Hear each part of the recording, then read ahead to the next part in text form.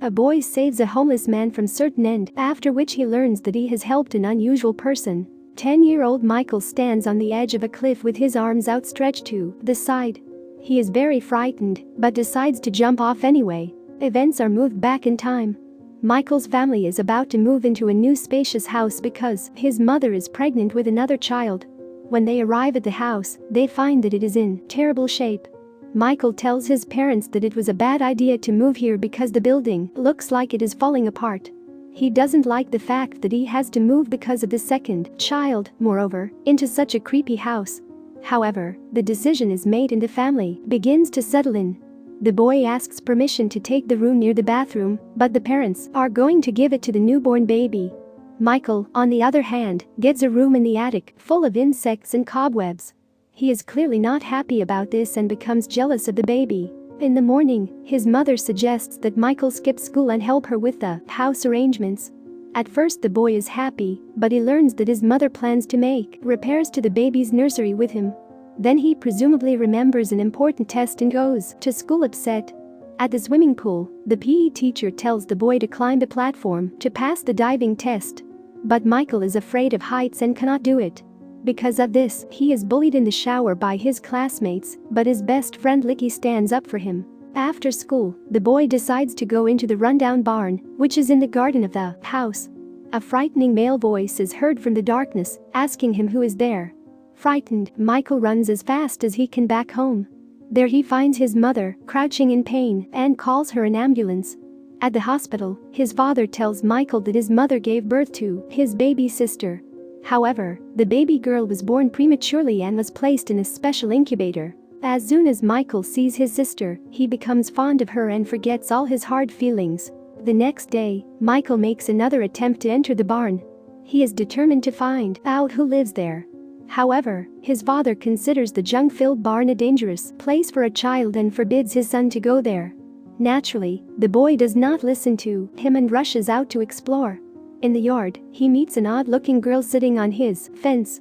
She friendly introduces herself as Mina and tells him that she is their only neighbor for miles around. During a brief conversation, Michael remains unfriendly and the girl leaves. The boy looks through the barn window with curiosity, trying to see someone inside. Then, he goes inside and sees a very dirty man in rags in the corner. The tramp raises his hand exhaustedly and tells Michael to go away. Michael rushes to tell his father about the homeless man, but accidentally overhears him talking worriedly on the phone. The condition of the newborn baby girl has deteriorated, and the doctors decide to keep her under observation at the hospital. To avoid upsetting his father even more, the boy keeps quiet about what he saw in the barn. At school, Licky invites his friend to come to a sporting event where he will be jumping off a diving board. Michael tells him about the homeless man he met in his barn. The boy is concerned that the man looked quite weak and sick. Licky advises his friend to chase the man away as soon as possible and forget he exists. During class, Michael is surprised to find a whole swarm of insects in his desk. His classmates immediately begin to shout in fright, and the lesson is interrupted. On the way home, the boy is stopped by Mina, who unexpectedly jumps in front of him from a tree. The strange girl shows Michael her bird drawings. She persistently asks the boy questions about his interests, much to his annoyance. Mina points out a bug in her neighbor's hair and then immediately leaves. Michael decides to pay another visit to the homeless man. He is horrified to discover that the strange man is eating slugs and insects in the barn. The kind boy offers to help him and says he can get him some normal food. The man names the numbers 27 and 53 and says they are very tasty. He then chases the boy away and asks him to forget he exists. While the parents are worriedly talking to the doctors, Michael meets a sweet old lady named Grace at the hospital. Despite her age, she is full of positivity and says that the main thing in life is not to give up. But it's hard for the boy not to get discouraged in such an atmosphere. He slides his hand with a stethoscope into his sister's incubator and listens carefully to her heartbeat, comparing it to his own. At home, Mina catches her neighbor off guard again. Nevertheless, she is the only one who asks Michael about his sister's condition. She also tells her new acquaintance that she is homeschooled. She loves nature and is fascinated by the poems of William Black, who walked without clothes and saw angels in the garden. Michael thinks he's just a lunatic. In the evening, his father orders food delivery, and the boy remembers the homeless man's wish. He asks to order dishes number 27 and 53. At night, Michael takes the leftover food out of the trash and takes it to the barn. The homeless man ravenously eats the food with his hands, complimenting the boy on his resourcefulness. The man asks why Michael helps him, for surely there is somebody else who still needs help. Thinking of his sister, the boy sadly responds that he can't help others. The homeless man begins to cough heavily and Michael notices a hump on his back.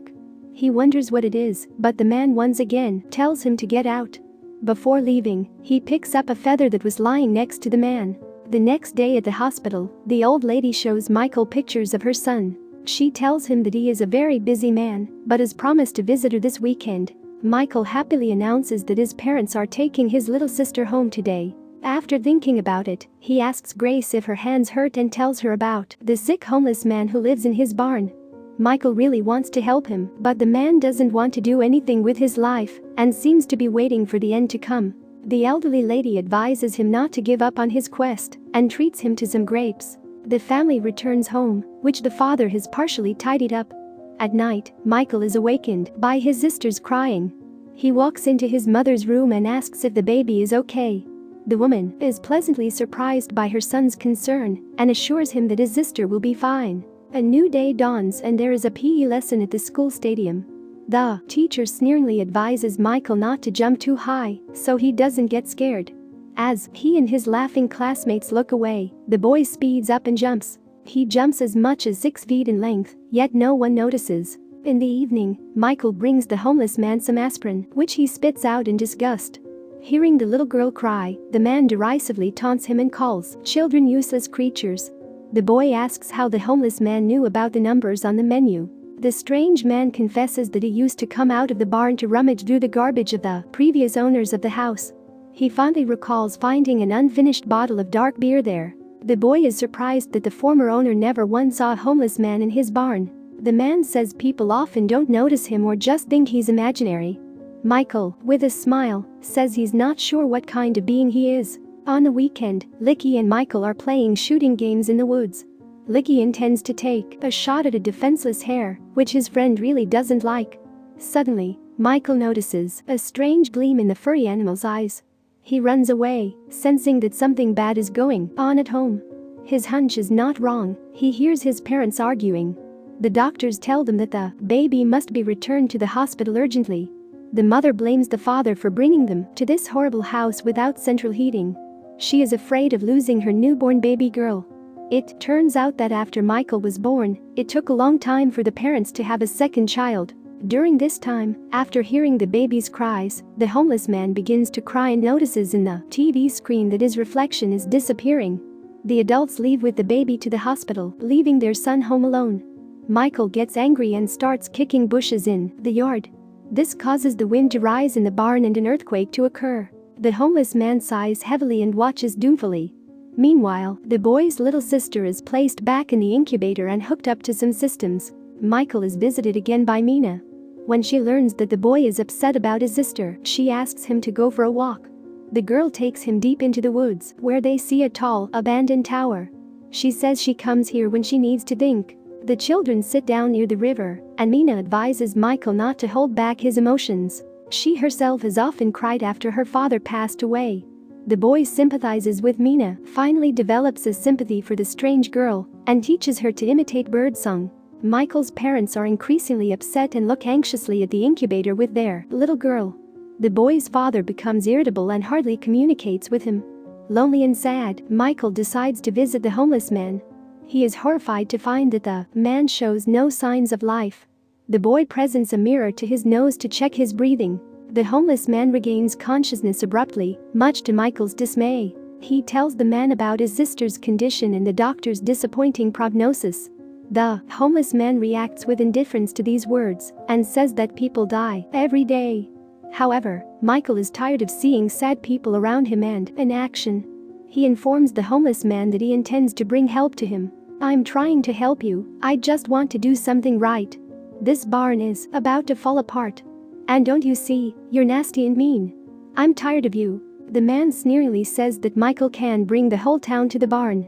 The boy leaves him, and the homeless man contemplates in wonder what he has said. Later, Michael brings Mina to the barn and introduces her to the man. The homeless man, in his usual manner, is rude to his new acquaintance. The boy gives him a dark beer, which he enjoys drinking. Mina touches the man's hand and notices that he is too cold, as if undead. She then expertly begins to talk about the human ossification process. After the encounter, Mina tells her friend that the homeless man does not look like a normal human being. At home, Michael's father irritatedly discovers new faults in the house. He is about to go to the barn to get planks to fix the floorboard in his son's room. To distract and stop him, Michael begins actively jumping on the bed. Eventually, the floor collapses and the boy falls to the first floor with a scream. His father returns to the house and Michael apologizes with a smile. In the evening at the hospital, Michael meets Grace again. The old lady cheers the boy up and hands him fish oil capsules for the homeless man. She says sadly that her son never visited her. Michael offers to visit her instead, which pleases the elderly woman. Grace warns, however, that they may miss each other when she goes out to dance. The boy does not take Grace's words seriously, not understanding their meaning. In the ward, Michael's mother tearfully tells the family that the little girl's heart is not functioning properly. The doctors try to do everything they can, but the girl needs a complicated operation. At home, Michael's grief-stricken father drinks one bottle of dark beer after another. He is surprised to note that there should have been more bottles. With bitterness in his voice, the man tells his son that he regrets moving into the house. Michael wakes up in the middle of the night to loud noises from the garden. His father, who has been drinking too much, decides to vent his anger and set fire to the old barn. The boy desperately tries to stop him, but his father takes him back to the house by force. While the father searches for matches, Michael discreetly sneaks into the barn.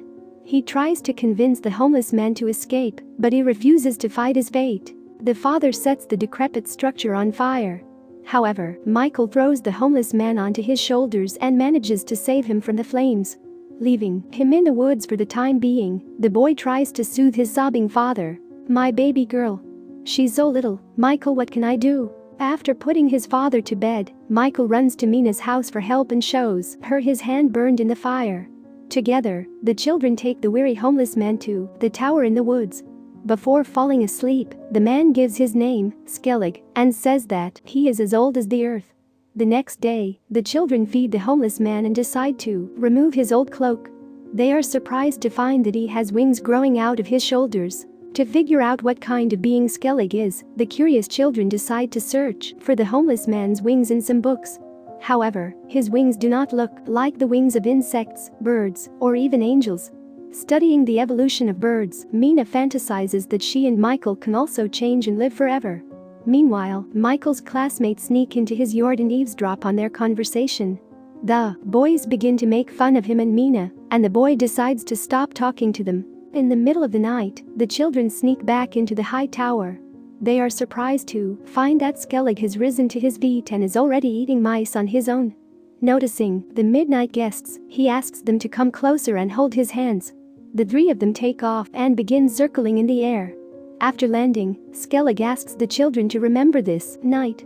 On his way out of the tower, Michael notices that his burned arm has healed. The joyful boy returns home and draws a portrait of Skellig. His father walks into his room, concerned that his son is always away somewhere. He also asks Michael where his beer has disappeared to, but the boy can't answer that. The caring children bring Skellig bags of food and medicine. They want the being to gain strength and be able to fly again. The children take the man to the river, where they clean the dirt from his wings. Though he continues to grumble, he lets them take care of him. Suddenly the clouds thicken and the children begin to get cold. Then Skellig spreads his wings, looks up at the sky, and the sun comes out from behind the clouds, warming the children. Later, Michael returns to school.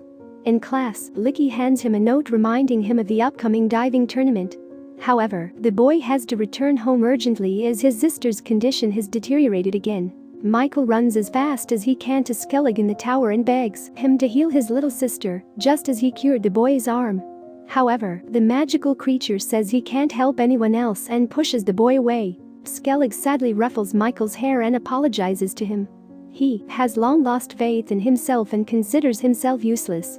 Because of what is happening, Michael does not come to his friend's competition. Noticing that he is not among the spectators, Licky botches his important jump. Upset, Michael goes to Mina's house and spends the night. He confesses that he did not want his sister before. The boy blames himself for not wanting to move, not helping his mother, and that's why his sister was born early. Mina supports her friend and says she is familiar with the feeling. She used to blame herself too and thought it was because of her bad behavior that her father passed away. But in fact he was just tired of life and decided to end it early. In the morning, Michael asks his father to take him to the hospital so he can be with his family during the operation. The father is adamantly against this and tells his son to go to school. An altercation ensues between them. Michael yells and accuses his father of not talking to him and not even telling him that they have wanted a second child for a long time. In the end, the father hugs him and lets him go to the hospital with him. While his sister is in surgery, Michael decides to visit Grace. The nurses sadly inform him that the old lady passed away the previous night. The distraught boy recalls Grace's admonitions in which she told him never to give up. The boy decides to try to restore Skellig's faith. He rushes as fast as he can into the high tower. Licky, carrying a rifle, notices his friend running past and decides to follow him. He catches up with Michael at the tower door and accuses him of not coming to the competitions. The boy doesn't understand why his friend has distanced himself from him and spends all his free time with the strange Mina. However, time is running out, and Michael asks Licky to stay out of his way. Angry, Licky decides to climb to the top of the tower and find out what his friend is hiding up there. A fight breaks out between the children, and Michael tries to warn Skellig of the danger. At the top, Licky sees a frightened white owl and is about to shoot it. Then Michael pushes his friend and angrily tells him to get away. At the bottom of the tower, Skellig approaches Michael and anxiously examines his wounds from the fight. The boy tries to convince the creature that he is not hopeless and can fly. "I believe in you. Even if you don't believe in yourself." Michael stands on the edge of the cliff, spreading his arms out to his sides. Closing his eyes, he jumps off. Nearly at the water surface, he is caught by Skellig, who manages to fly off. He lifts the boy into the sky, and together they joyfully fly over the surrounding countryside. Michael's sister's surgery ends. The doctor tells the nurse that the girl is unlikely to survive the night. In the evening, Skellig sneaks into the hospital, unseen by humans. He enters the room where Michael's mother has fallen asleep in the chair next to her daughter. Opening the incubator, Skellig takes the baby in his arms and descends into the air with her. He looks fondly at the little creature, and they begin to twirl together. In the morning, the baby's vitals come back to normal and she gets much better. The mother tells the family about a strange dream in which she saw a dirty man with wings. However, the woman was not frightened of him. She was quite sure that he had come to help them. Michael smiles at what he hears. He suggests that his parents name their baby sister Grace. Michael's life goes back to normal. On the way home, his father sings songs and smiles happily. The boy makes peace with Licky and comes to his next competition. The baby sister finally arrives home, where a beautiful bright room awaits her. The children throw Skellig a picnic near the cliff with his favorite foods. He thanks Michael for being able to restore his faith in himself. It is time to say goodbye, for there are many more people in the world who need help. Finally, Skellig mysteriously tells the children that he is something between a man, a bird and an angel. The man disappears into the sky among the birds, and the happy children go home. Do you believe that magical beings live among us? Share your opinions in the comments and don't forget to give this video a like. See you soon.